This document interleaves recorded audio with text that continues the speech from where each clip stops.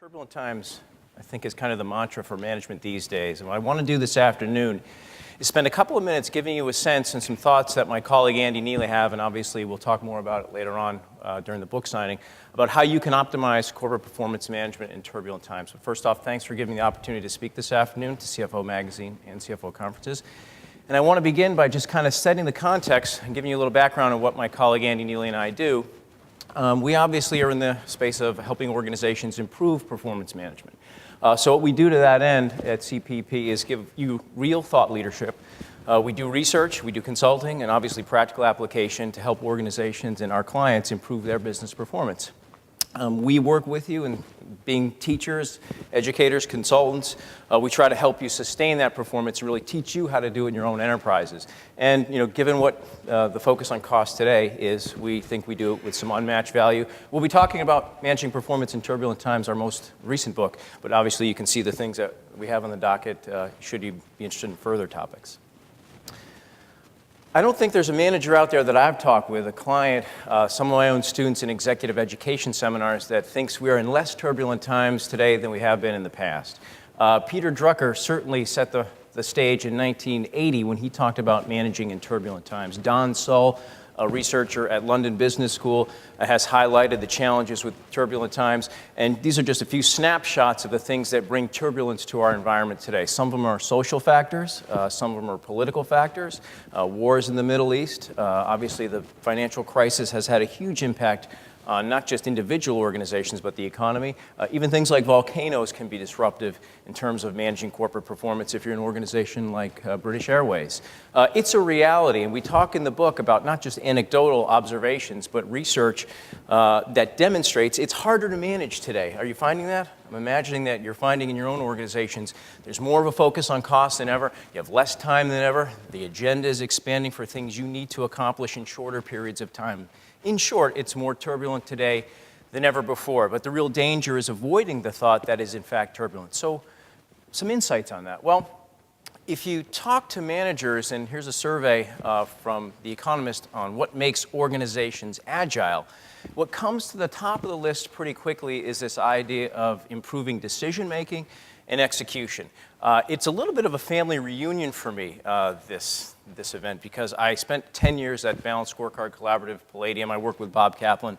I worked side by side with Bob Palladino, if you went to his session yesterday.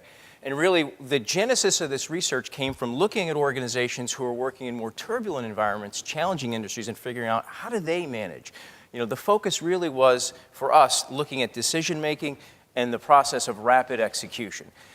There's really a challenge that we found in taking a lot of execution systems that are out there and putting them in place in turbulent environments. But the reality is organizations have to make decisions faster and better. That should be no surprise to you.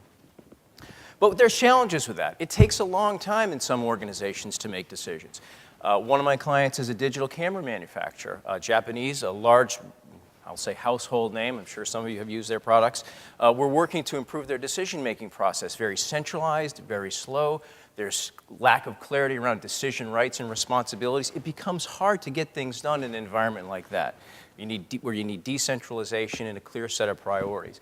Organizations still have conflicting priorities. They don't have a common set of objectives from which they're trying to manage. Information resides in silos, and one of the areas that we have particular expertise is in performance measurement. Making sure we're using the right common set of measures to understand what performance looks like.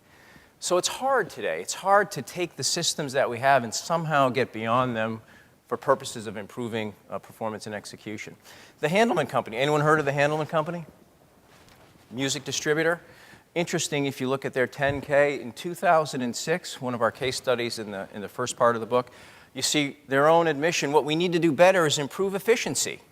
We need to be operationally more effective. That's what we see as the priority going forward. And if any of you read Porter's article on what is strategy, operational effectiveness is not, in fact, a way of competing. As they were optimizing current state performance, using their existing performance measurement system, the industry itself was changing. Obviously, we don't need to spend a lot of time talking about what digital media and digital music looks like today. The reality is, within a couple of short years, they started realizing the industry they were in was evaporating. The very things that organizations do to maintain and optimize performance doesn't often work in turbulent industries when the situation, if not the dynamics of the industry, are rapidly changing. And by 2009, the organization itself effectively out of business. Pieces and parts still remain. But what's interesting is in a very short period of time, and again, this is a fairly dramatic example, your industry can change, your business can change, your product set can change in a way that makes it very, very difficult to sustain performance. I would say one of your key responsibility areas. So what is turbulence? Anyone here flown? I would say you probably fly very frequently. Turbulence in a plane can make the simple impossible, such as pouring a drink. You need to get back to your seats to essentially hold on when turbulence gets bad. There's a number of injuries are caused every year by turbulence. We define turbulence within the business community as difficult to predict discontinuities in the environment. There's changes that occur that are very hard to see.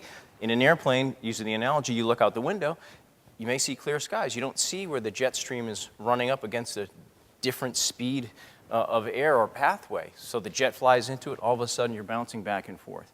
In your environment, you may not see the changes that are occurring. You may have some insights or some thoughts, but they may not be readily apparent to you, as was the case with the Handelman organization.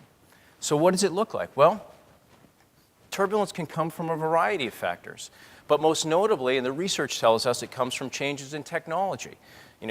Changes in technology are occurring. The Innovator's Dilemma from Clay Christensen at HBS, one of the most important reads of the past, say, 10, 15 years, back to changes that occurred or identified by Joseph Schumpeter, the Austrian economist. But technology changes are constantly occurring. Products are changing. Product tastes and preferences from consumers are changing. Anybody here own a BlackBerry? Probably a few of you. BlackBerry, in its heyday, commanded almost a 50% market share. Does anyone know what that is today? What BlackBerry's share of the market is today? It's about 11% of the smartphone market. Very short period of time, dramatic changes to not only technology but products themselves. Demand drops off. Demand for events, demand for consulting services, demand for, you name it, has been dramatically impacted by the economy that we're in. Competitive set is constantly changing. Competitors can come out of nowhere at any point in time and all of a sudden be challenging some of the largest organizations out there. If you go back even 10 or 15 years, organizations that we consider kind of mainstays like the Googles of the world, they weren't even around just a few short years ago. And then regulatory factors. Obviously, the financial crisis has caused a significant change in the regulatory posture, not just domestically, but internationally as well. So turbulence can come from a variety of sources. What's interesting about these is they don't necessarily emanate from inside your organization. Most of them come from outside your organization. So then the question for us is, how do we maintain that focus as part of the executive team on those changing factors?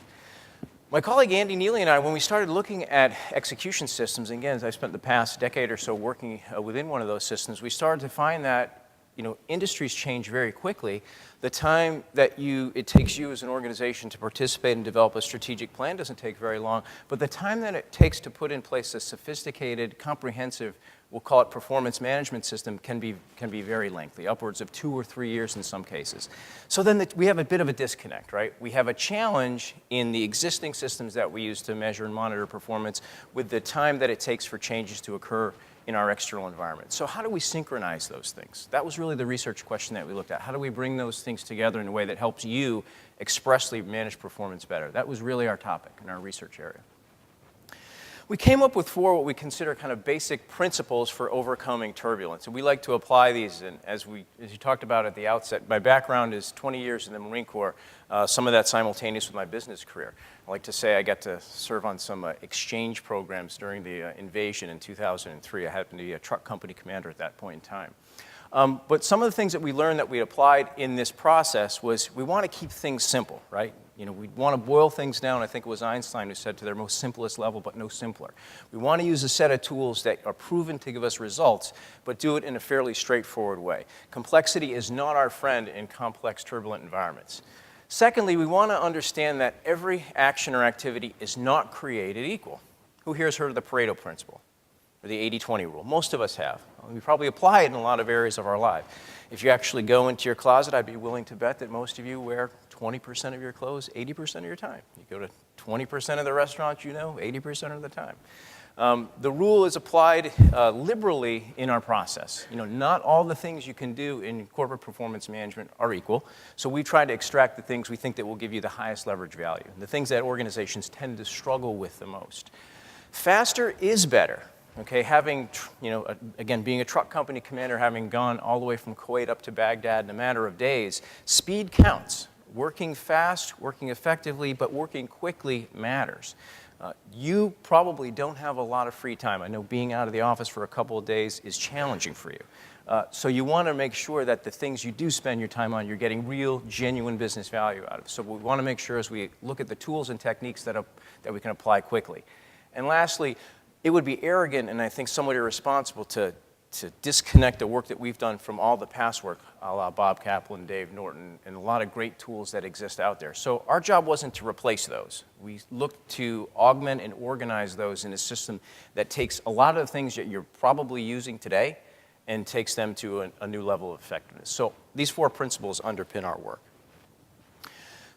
So what we have here is our performance management for turbulent environment process, or the PM4TE process. And what we're going to focus on today are not all the elements of the model, but I really want to focus on what's in the 4 black boxes, what we call the core model. And our assertion and our challenge to you as senior level execs is, can you, I'll ask you to think about this today, to what extent do you do these in your own organization? So there's an assessment in a little checklist at the end, and again, we can talk about it later on in the day. But I challenge you to say, how well do we do this as an executive team? Do we really get the value out of these activities? So we're going to talk about the performance management cycle, which you see in blue, but then our argument is going to be that you want to spend your top team's time focusing on what we call execution management, the 3 steps that are within the execution management cycle. So we're going to talk about modeling performance, we're going to talk about managing projects, we're going to talk about measuring progress, and then we're going to talk about making decisions. And each of these things, we're going to give you some snapshots from the text, and then we'll wrap up with a discussion of what's in gold, or what we call the enablers. But again, I challenge you to think about how well do we do these in our organization today. So the first one is model performance. So if Bob talked about, I'm imagining he gave you a little bit of dissertation on the strategy map. There's literature out there beyond the strategy map that shows that organizations do better or gain insights as managers when we model performance. So what's a performance model? Well, going back to academics, which Andy Neely and I have spent a good bit of time in, one of the first things you do if you're going to test a theory is you try to articulate some set of variables. Okay, what are the variables? How are they in relation to one another? What's the dependent variable? What are we trying to cause or see what's going to happen in terms of an outcome? And that's essentially a performance model. The strategy map that Kaplan and Norton invented is, in fact, a performance model. It's a model of organizational performance. If you're structuring information around something, anyone use the service profit chain? There's the activity map that Porter invented. We'll see